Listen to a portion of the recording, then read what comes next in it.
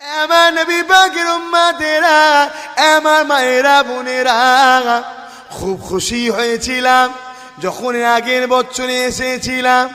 একজন মাস্টার গিয়েছিল, চিনতে পারছি না তিনি কই। মাস্টার সাহেব প্রাইভেট পড়াতো, সেই মাস্টার কোথায় গেল?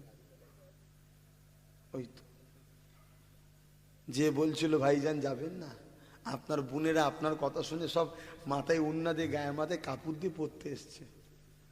কি গো, শুনে মনটা বড় হলো না? হলো না যে আমার বোনগুলো আল্লাহর জান্নাতি রাস্তায় যাচ্ছে। জোরে বলুন সুবহানাল্লাহ।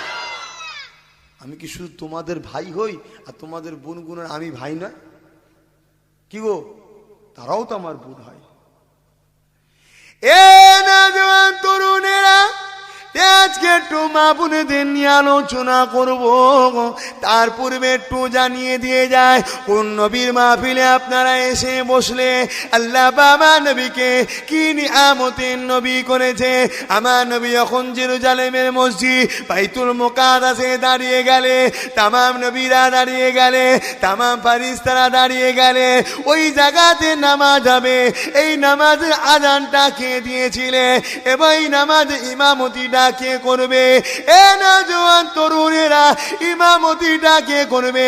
তামাম নবীরা ভাবতে লাগলো, আল্লাহ আমি আদমকে সর্বপ্রথম দুনিয়া জমিনে খলিফা করে পাঠিয়েছে, আমি আদম এই জামাতের ইমাম হব। কারণ এই জামাতে সব নবীরা দাঁড়িয়ে আছে, এই জামাতে সব ফেরেশতারা দাঁড়িয়ে আছে।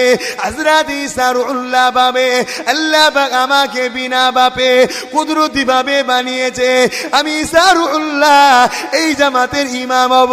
হযরত মুসা কালিমুল্লাহ ভাবে আল্লাহ পাক আমাকে তুর পাহাড়ে ডেকে নিয়েছে, আমার সঙ্গে কথা বলেছে, এই জামাতের ইমাম আমি মুসা কালিমুল্লাহ হব। কিন্তু আমার নবী কিভাবে? আল্লাহ নবী ভাবছে এই জামাতের ইমামটা আল্লাহ কার নসিবে লিখেছে।